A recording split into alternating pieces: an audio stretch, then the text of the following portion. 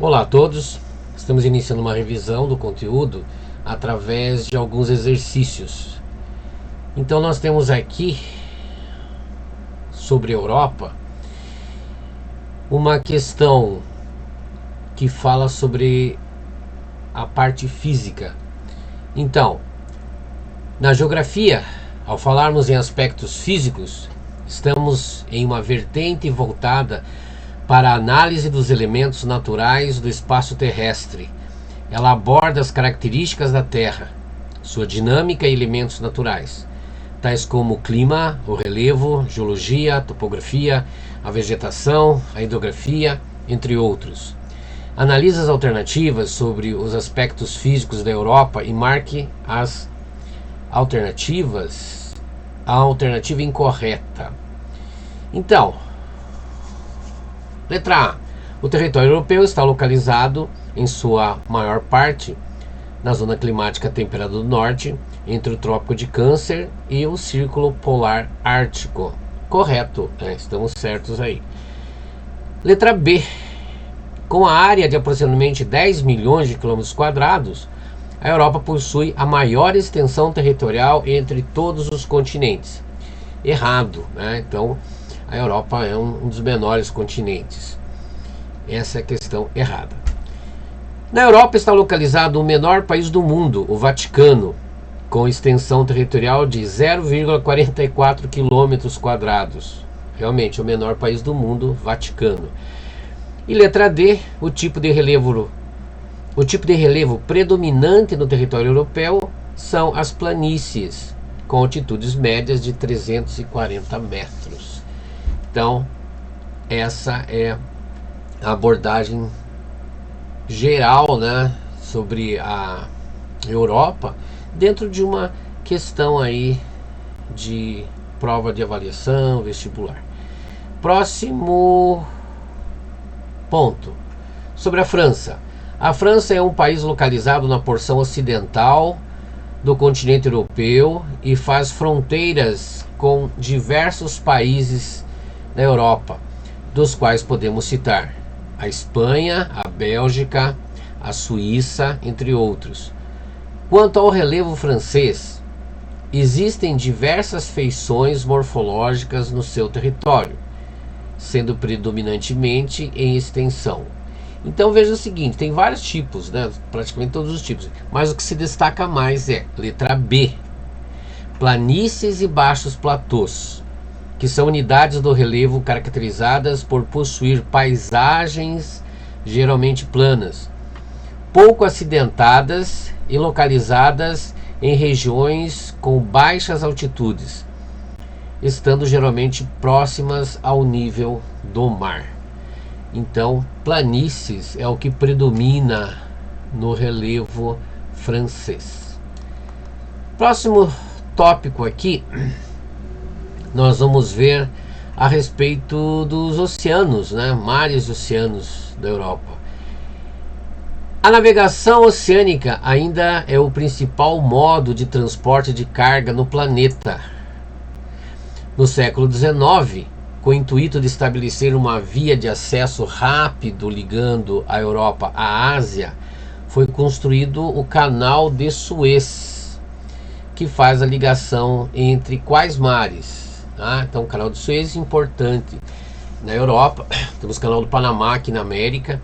Então, o Canal de Suez vai ligar o Mar Mediterrâneo, que é o mar entre a Europa, a África e a Ásia, tendo abertura e comunicação direta com o Atlântico, o Oceano Atlântico, através do Estreito de Gibraltar, ali na Espanha, e o Oriente Médio como limite oriental, e vai ligar ao Mar Vermelho. Então, Mar Vermelho, que se localiza entre a África e a Ásia e se comunicam com o Oceano Índico pelo Estreito de Bab el-Mandeb e Golfo de Aden, certo? Então, nós vamos ter aí o Canal de Suez ligando o Mar Mediterrâneo ao Mar Vermelho. Outra questão: os oceanos podem ser definidos como imensos corpos de água salgada que ocupam as depressões da superfície da crosta terrestre em nosso planeta. Eles constituem mais de 97% de toda a água que existe no globo, sendo essenciais para o equilíbrio entre a vida na Terra e a vida marinha. Sobre os oceanos que banham a Europa, marque a alternativa correta. Então vamos ali. Letra C. Ao sul, o mar Mediterrâneo separa a Europa da África. A Europa limita-se ao norte com o Oceano Glacial Ártico. E ao oeste, a Europa é banhada pelo Oceano Atlântico. Vamos ver aqui no Google Earth, então, justamente isso. Então, olha aqui, ó. Vamos ver aqui o mar Mediterrâneo, tá? Banhando, então, toda a região sul da Europa. Nós vamos aqui ter também o norte da África. Então, esse é o mar Mediterrâneo, né? Tem vários outros mares aqui, né? Que vocês vão mares que vão sendo ligados aos países, né? Mar Jônico, por exemplo. E ao norte, né? Como ele falou aqui, o Mar do Norte, próximo aqui à Grã-Bretanha, tá? Depois nós vamos ter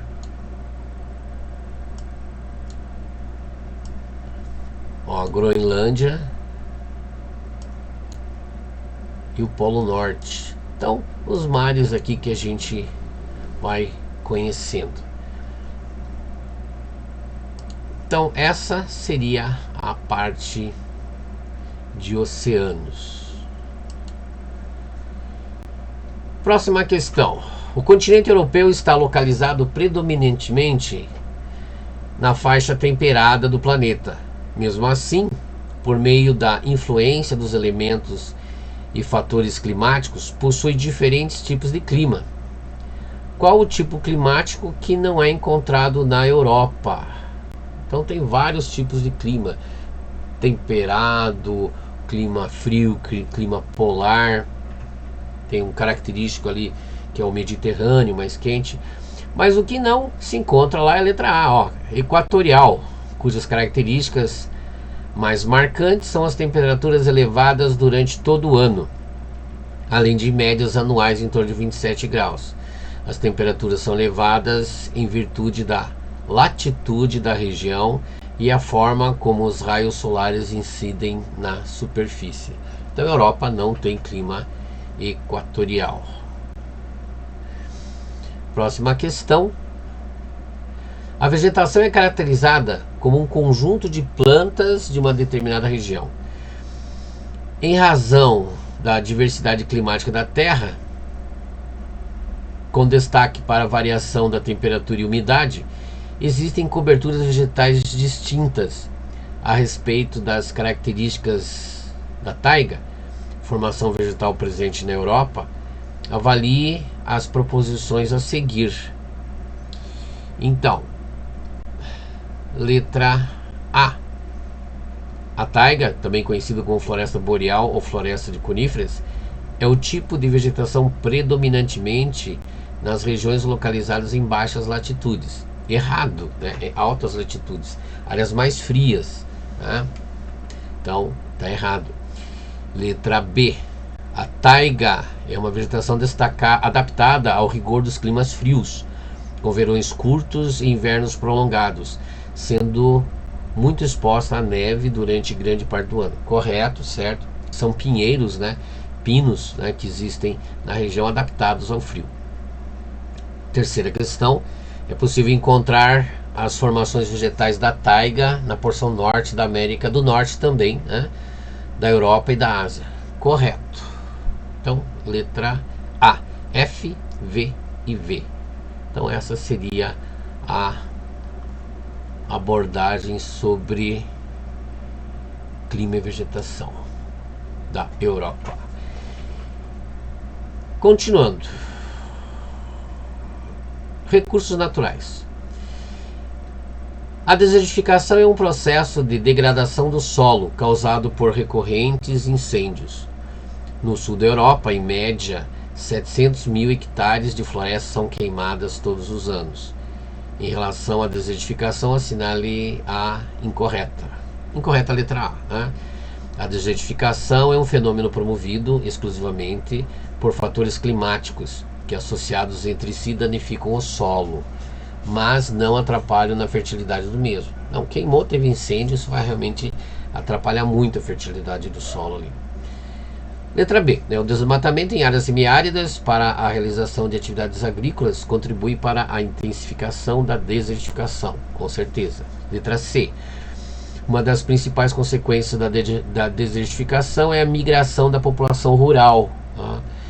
Visto que ocorre a diminuição da fertilidade do solo, afetando diretamente na produção agrícola. Letra D, a desertificação promove um grande desequilíbrio ambiental, com perdas significativas na fauna e na flora. Portanto, esse fenômeno é extremamente prejudicial à biodiversidade, né? Com certeza. Próxima questão. A desertificação pode ser desencadeada por fatores climáticos. Entretanto, a grande incidência desse fenômeno deve-se às ações humanas, queimadas, desmatamento, práticas inadequadas na agricultura, etc. Então essa questão ali faz uma abordagem. Questão 2 agora, dessa abordagem sobre problemas ambientais. Isso caiu no Enem. Robert Angus Smith criou o termo chuva ácida, descrevendo precipitações ácidas em Manchester após a Revolução Industrial.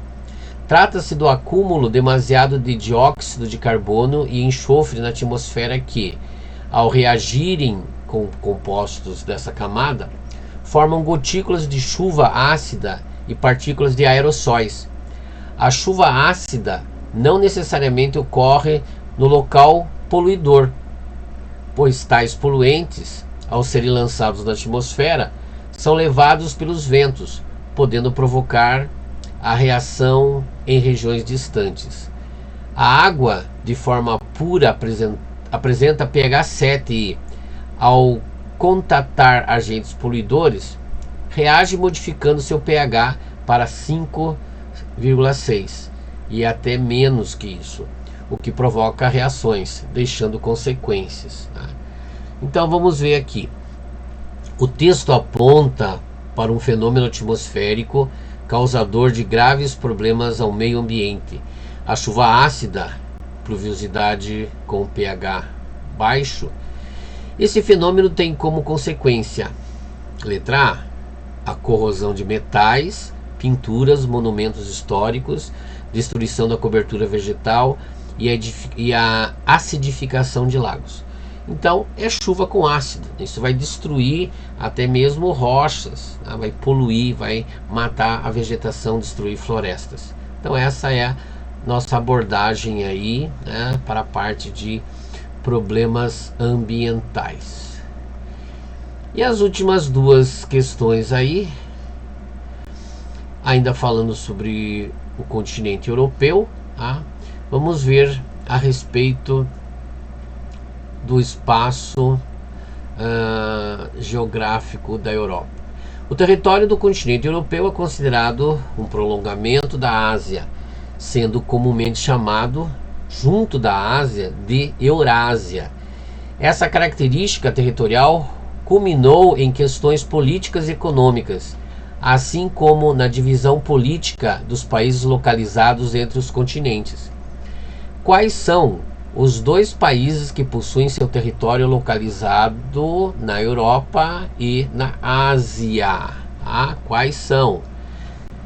São Turquia e Rússia, países com importância histórica em função do comércio e da Guerra Fria, né? Então, Turquia e Rússia têm partes na Ásia, maior parte na Ásia, né? E partes da Europa, né? Uma parte menor na Europa. Questão 2 aqui. O continente europeu possui características muito heterogêneas quando analisado todo o seu território. Então, diferentes. Para facilitar o estudo das áreas que constituem, algumas classificações dividem-no em 4 regiões. Essas regiões foram estabelecidas segundo critérios de ordem espacial e econômica.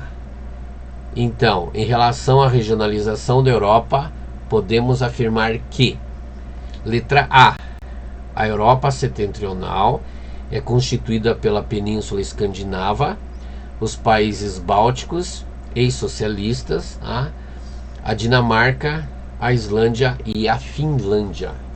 Então finalizamos aqui, né, nossa revisão sobre esses tópicos, né, alguns tópicos sobre a Europa.